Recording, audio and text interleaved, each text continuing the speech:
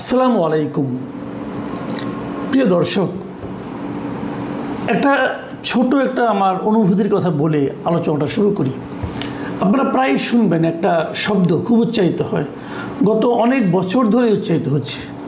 সেই শব্দটা হলো চেতনা। এই চেতনা শব্দটা শুনলেই আমার মেজাজ খারাপ হয়ে যায়। আমার মনে হয় যে এই যারা উচ্চারণটা করছেন তাদের এই উচ্চারণের পেছনে একটা মতলব কাজ করে। এই চেতনা কথাটা আমরা আগে শুনতাম, আওয়ামী লীগ আমলে শুনতাম, ওনারা বলতেন মুক্তিযুদ্ধের চেতনা। মুক্তিযুদ্ধের চেতনা এই কথাটা বলে তারা স্ট্রেট ওয়েতে জাতিটাকে দুভাগ করে দিয়েছিল। যারা আওয়ামী লীগ করেন তারা মুক্তিযুদ্ধের চেতনার পক্ষে, আর যারা আওয়ামী লীগ করেন না তারা মুক্তিযুদ্ধের চেতনার বিপক্ষে। তারা এভাবে ভাগ করে দিয়েছিল। মুক্তিযুদ্ধের চেতনার পক্ষে থেকেও যে আওয়ামী লীগ না করা যায় এই কথাটা তারা মানতেই চান না, এবং এটা করার মাধ্যমে জাতিকে বিভক্ত করা হয়েছিল এবং মানুষে মানুষে একটা বিভেদ তৈরি করা হয়েছিল। ঠিক একই জিনিস যখন আওয়ামী লীগ সরকারের পতন হলো, আমরা ভেবেছিলাম জাতি বোধহয় এবার ঐক্যবদ্ধ হবে, কিন্তু এখন আমরা দেখলাম আবার এলো একটা জুলাই চেতনা। এই জুলাই চেতনার কথা বলে এখন তারা পুরো আওয়ামী লীগ যারা আছেন তারা সবাই জুলাই চেতনার বিরোধী। কারণ জুলাই আন্দোলন তো আওয়ামী লীগের বিরুদ্ধে হয়েছে, আওয়ামী লীগ সরকারের বিরুদ্ধে হয়েছে। কিন্তু যত লোক আওয়ামী লীগ করেন তারা জুলাই চেতনার বিরোধী, এবং তারা এই দেশে থাকতে পারবেন না, এবং তারা অবধারিতভাবে ফ্যাসিবাদের দোসর। এই কথা বলে তাদেরকে হেনস্থা করা হবে, তাদেরকে মারা হবে, তাদেরকে মারার পেছনে বৈধতা তৈরি করা হবে, এবং তাদের বিরুদ্ধে মব করা হবে। আবার কিন্তু জাতিকে বিভক্ত করা হচ্ছে। ইদানিং শুনছি যারা নাকি এই জুলাই চেতনা জুলাই আন্দোলন যেটা বলছিলাম আমরা, এই জুলাই আন্দোলনের যারা নাকি বেনিফিশিয়ারি, কারা বেনিফিশিয়ারি? এখন যারা সংসদে আছেন তারা সবাই বেনিফিশিয়ারি। কারণ এই সংসদে তো যখন নির্বাচনটা হয় সংসদ গঠন করার জন্য, সেই নির্বাচনে আওয়ামী লীগ অংশ নিতে পারেনি। যারা জুলাই চেতনার পক্ষে নয় বলে কেউ কেউ দাবি করেন, তারা কেউ নির্বাচনে অংশ নিতে পারবেন না। কিন্তু আমার জানা মতে কিন্তু 24শে জুলাই আন্দোলনে অনেক আওয়ামী লীগ করেন, আওয়ামী লীগের প্রতি এক ধরনের সমর্থন আছে, তারাও সেখানে অংশ নিয়েছিল। এরকম বহু লোক পাবেন আপনি খুঁজলে পরে, কিন্তু তারা এখন বললেও তো কেউ বিশ্বাস করবে না, কাজে এটা না হয় নাই বলি। তো যারা বেনিফিশিয়ারি তাদের মধ্যে আবার এখন একটা বিভেদ চলছে, একে অপরকে দোষারোপের বিষয়টা চলছে। জামাত এনসিপি তারা বলছে যে বিএনপি নাকি জুলাই চেতনার সঙ্গে গাদ্দারি করেছে। আবার বিএনপির পক্ষ থেকে বলা হচ্ছে আমরা জুলাই চেতনার পক্ষে আছি, ওরা বাড়াবাড়ি করছে। তার আবার বিভক্তি, ঘরের মধ্যে ঘর, তার মধ্যে আরেক ঘর। এখন কোন ঘর যে আসল এটাই তো বুঝতে পারছি না। দেখুন, আপনি দেখবেন গত কয়েকদিনের পত্রপত্রিকা পড়েন, গত কয়েকদিনে বিভিন্ন নেতৃবৃন্দের কথা শুনলেই বুঝবেন। দুদিন আগে দেখলাম জামাতের যে সেক্রেটারি জেনারেল মিয়া গোলাম পরওয়ার, তিনি বলছেন জুলাই চেতনা থেকে মুখ ফিরিয়ে নিচ্ছে বিএনপি সরকার। এবং তার বক্তব্য হলো, ওনার বক্তব্যটা আমি যদি হুবহু আপনাদেরকে পড়ে শোনাই, যে বিএনপির সংসদ সদস্যরা পার্লামেন্টে এবং টকশোতে জুলাইয়ের চেতনার বিরুদ্ধে কথা বলছেন, এমনকি তারা আওয়ামী লীগের খুনিদের প্রশ্রয় দিয়ে এদেশে অনুপ্রবেশের পক্ষে সহানুভূতি দেখাচ্ছেন। বুঝলেন, এখন দুটো কথা কিন্তু, একটা হলো যে তারা জুলাই চেতনার বিরুদ্ধেই কথা বলছেন, কেবল শিবরামে যদি মুখ ফিরিয়ে নিয়েছেন, তারা বলছেন তারা বিরুদ্ধে কথা বলছেন। এবং আরেকটা কি বলছেন, যে আওয়ামী লীগের যারা খুনি আছে তাদেরকে এদেশে অনুপ্রবেশের পক্ষে সহানুভূতি দেখাচ্ছেন। তারা এদেশে অনুপ্রবেশ করতে পারবে না। কেন পারবে না? তারা যদি অপরাধী হয় তাহলে তো আপনি বিচার করবেন। তো বিচার করতে হলে তাদেরকে এদেশে আনতে হবে না? আপনি এদেশে না এনে কীভাবে বিচার করবেন? কষ্ট করে নিয়ে আসার চেয়ে তারা যদি ইজিলি চলে আসে, আসুক না, বিচার করেন। মোদ্দা কথা হলো তারা নিজেদেরকে ছাড়া আর কাউকে সঠিক মনে করছে না, বাদবাকি সবাই খারাপ। একমাত্র ওনারাই ভালো, আর কেউ জুলাই চেতনা বুঝে না। একমাত্র ওনারাই জুলাইয়ের চেতনার ধারক বাহক, আর সবাই হলো গিয়ে এই বলে এটা আর সবাই ধুঞ্চা। হ্যাঁ, এটা নাকি রে ভাই? তো এই যে মানসিকতাটা যে আমি ঠিক আর বাদ বাকি সবাই ভুল, এই মানসিকতাটা হলো খারাপ। এবং বিএনপি যে জুলাই চেতনার পক্ষে নয় সেটা প্রমাণ করার জন্য তারা কি বলছে, তারা বলছে, এই মিয়া গোলাম পরোয়ার বলছেন যে সরকার যদি সত্যই জুলাইয়ের চেতনায় বিশ্বাস করে তবে জুলাইয়ের সনদের ভিত্তিতে অনুষ্ঠিত গণভোটে 70% মানুষের দেওয়া রায় অবিলম্বে কার্যকর করতে হবে। ওই গণভোটে মানুষ 84টি ঐক্যমত্যের সংস্কার প্রস্তাবের পক্ষে হাঁ ভোট দিয়েছিল। বুঝেন এবার, মানে ওনারা বলছেন যে যদি জুলাই চেতনায় বিশ্বাস করে তাহলে গণভোটের রায়কে মানতে হবে। ভাই, গণভোটটা কী ছিল? গণভোটটা কীভাবে হয়?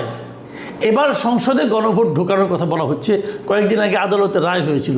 গণভোটটা আমাদের সংবিধানের একটা অংশ ছিল, কিন্তু আওয়ামী লীগ সরকারের আমলে যখন তারা তত্ত্বাবধায়ক সরকারকে বাতিল করে দিল, এই সংবিধান থেকে বের করে দিল, তখন তারা গণভোটকেও বাতিল করে দিয়েছিল। তো তখন তো যেটা ওই সরকার ছিল একটা সাংবিধানিক সরকার, মানে ডক্টর ইউনূসের সরকার। তো এটা একটা সাংবিধানিক সরকার যখন গণভোটের কথা বলে, অথচ ওই সময়ে সংবিধানে গণভোট ছিল না, তাহলে সেটা তো অসাংবিধানিক এবং বেআইনি কাজ তারা করেছিল। তার মানে ওনারা বলতে চাচ্ছেন যে যদি আপনি জুলাই চেতনায় বিশ্বাস করেন তাহলে ডক্টর ইউনূসের সরকার যত অপকর্ম করেছিল এই সবগুলি জুলাই চেতনা। ডক্টর ইউনূসকে জুলাই চেতনা অনুযায়ী চলেছিল। ডক্টর ইউনূসের আমলে যে দুর্নীতিগুলি হয়েছিল এটা কি জুলাই চেতনা ছিল রে ভাই? এক একজন উপদেষ্টার পিএস তারা যে 300 কোটি টাকা বানিয়ে ফেলাইছে, 400 কোটি টাকা বানিয়ে ফেলাইছে, এটা কি জুলাই চেতনায় ছিল?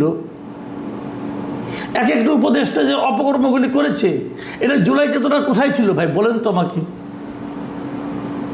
তো এখন জুলাই চেতনার নাটক চলছে। গণভোটের প্রশ্নগুলি কী ছিল বলেন? একজন বলতেছে, জামাতের আমির বলতেছেন যে গণভোটের যদি প্রশ্নগুলি কেউ না বুঝে, 4 দফা না বুঝে, তাহলে বিএনপির 31 দফা কীভাবে বুঝবে? ভাই, কোনোটাই বোঝার দরকার নেই, কোনোটাই কেউ বুঝে না, সেটা আমি মানি। কিন্তু গণভোটটা যে হয়েছিল, প্রথমত গণভোট হতেই পারে না, কোনো আইনে গণভোটের বৈধতা দেওয়া সম্ভব না। আমি নিজে যেটা মনে করি এটা সম্ভবই না। অধ্যাদেশ দিয়ে গণভোট হয় না। যারা নাকি অধ্যাদেশের মিনিমাম জিনিসটা বুঝেন তারা জানবেন। আর গণভোটে যে 4টা প্রশ্ন ছিল, আমি এটা ওই সময় বহুবার বলেছি যে 4টা প্রশ্নের কখনো হা না হয় না। কেউ থাকবে একটা প্রশ্নকে হা বলবে, আরেকটা প্রশ্নকে না বলবে। কিন্তু আপনি যে 4টাকে একবারে হা দিচ্ছেন, 4টা প্রশ্নের মধ্যে আলাদা থাকতো, আলাদা ছিল, কিন্তু উত্তর ছিল এক জায়গায় হা অথবা না। যদি এমন হতো যে 1 নম্বর প্রশ্নের পাশে হা না, 2 নম্বর প্রশ্নের পাশে হা না, 3 নম্বরের পাশে হা না, 4 নম্বরের পাশে হা না, দেখা যাচ্ছে মানুষ কোনটা বলে। কিন্তু তারা বলছে হ্যাঁ বলে 4টাই হ্যাঁ, না বলে 4টাই না। এটা আমি ওই সময় এবং পরবর্তী বহুবার বলেছি যে পৃথিবীতে এমন উদ্ভট গণভোটের আয়োজন কেউ করে নাই। তো এই উদ্ভট আয়োজন, এটা কি জুলাই চেতনা হতে পারে? কিভাবে হয়? এখন যে ঝামেলাটা চলছে সরকারি দলের সঙ্গে বিরোধী দলের, তাদের মধ্যে মূল ঝামেলাটা কি যে সংবিধানকে সংস্কার করব নাকি সংশোধন করব? সংবিধানকে সংস্কার করব না সংশোধন করব? সংবিধান সংস্কার পরিষদ গঠন করতে হবে, এটা বিরোধী দলের আহ্বান। আর বিএনপি বলতেছে যে আমি সংবিধান সংস্কার পরিষদ যে করে ওই পরিষদ যে সংবিধানটাকে চেঞ্জ করবে, যদি আজকের থেকে 5 বছর 10 বছর পরে বলে যে তুমি সংবিধান সংস্কার করলা কিসের আলোকে, কোন আইনের বলে, কোন আইনে আছে যে সংবিধান সংস্কার পরিষদ গঠন করা হবে, কি বলবে এরা? দেখুন, প্রশ্ন কিন্তু দুটো। 1 নম্বর হলো, আমি যেটা মনে করি মানে বিরোধী দল যা চাচ্ছে সেটা কোনো আইনের মধ্যে পড়ে, গাইড জোর, জাস্ট গাইড জোর। এবং তারা বলছে এটা জুলাইয়ের চেতনা।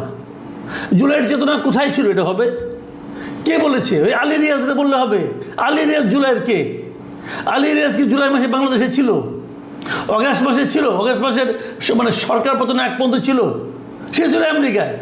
আমেরিকার থেকে উড়ে এসে নিয়ে সে বলে যে আমি সব সংস্কার করে দেবো। ওর সংস্কার কে মানে? তার সংস্কার যে আদৌ কোনো সংস্কার হয়েছে এটা উনি ছাড়া আর ওনার কিছু চেলা চামুন্ডা ছাড়া আর কেউ বিশ্বাস করবে? কই তারা এখন? কোথায় তারা? গত কয়েক মাসে তাদেরকে কেউ দেখেছে এই দেশে? এই বিদেশ থেকে এসে এই দেশের টাকা পয়সা কিছু মৎসব করে, অপচয় করে, কয়েকদিন সময় নষ্ট করে ওরা আসলে এসেছিল ডক্টর ইউনূসের সরকারকে প্রলম্বিত করার জন্য, সংস্কার নামে প্রলম্বিত করার জন্য। তো এই যে তারা যে কাজগুলো করেছে এটি তো কোনো আইনগত ভিত্তি নাই। আপনি বলবেন এটা বিপ্লবী সরকার, না, এটা তো বিপ্লবী সরকার ছিল না। ডক্টর ইউনূস তো একবারের জন্য বলেন নাই উনি বিপ্লবী সরকার করেছেন। উনি বলেছেন এটা একটা সাংবিধানিক সরকার। সাংবিধানিক সরকার অর্থ কী? যে সংবিধান অনুযায়ী এই সরকার চলবে। তা কি চলেছিল? চলে নাই তো। খালি গোয়ার্তমি করলে তো হবে না। এখন ওই নাসিরউদ্দিন পাটোয়ারি কি বলতেছে, নাহিদ ইসলাম কি বলতেছেন, তো ওনাদের বক্তব্য অনুযায়ী কি দেশ চলবে? দেশ চলবে আইন দিয়ে, দেশ চলবে সংবিধান দিয়ে। আচ্ছা ঠিক আছে, এটা নয় বুঝলাম, কিন্তু তখন যে প্রশ্নটা বা বিরোধী দল করে যে তাহলে জুলাই সনদে বিএনপি স্বাক্ষর করলো কেন? এটাও একটা ভ্যালিড কোশ্চেন। কেন করলো? তখন তো এগুলো বিএনপি সরকার মেনে এসেছে। যদি বিএনপি সরকার মনে করে যে গণভোটটা অবৈধ ছিল, তাহলে তারা গণভোটের পক্ষে হা ভোট দিতে বললো কেন? তারেক রহমান তো বলছে যে গণভোটের পক্ষে হা ভোট দেন। এখন বিএনপি বলতেছে যে তখন যদি আমরা এটা না বলতাম তাহলে হয়তো ওই সরকার নির্বাচন দিত না। তার মানে তারা ভয় পাইছে, তার মানে তারা জনগণের শক্তির চেয়ে ওই ইউনূস সরকারের শক্তির উপর বেশি নির্ভরশীল ছিল। একটা জনগণের সরকারের এই ক্যারেক্টার হবে কেন? এটা কি এক ধরনের প্রতারণা নয়? এটাও কিন্তু এক ধরনের প্রতারণা। তাহলে একটা প্রতারণার মাধ্যমে যদি সরকার গঠিত হয়, সেই সরকারকে আমি জনগণের সরকার বলবো কেন? আপনি তো জনগণের কাছে প্রতারণা করেছেন। আপনি জনগণকে বলেছেন আপনারা হা ভোট দেন, এখন বলেন আমি গণভোট মানি না। এটা আমি বলছি, আমি শুরু থেকে বলে আসছি, আমি একটা সাধারণ মানুষ, আমি বলতেই পারি, আমি আমার যুক্তিতে বলতেছি, কিন্তু আমি তো এই বলার মাধ্যমে কারোর কাছ থেকে ভোট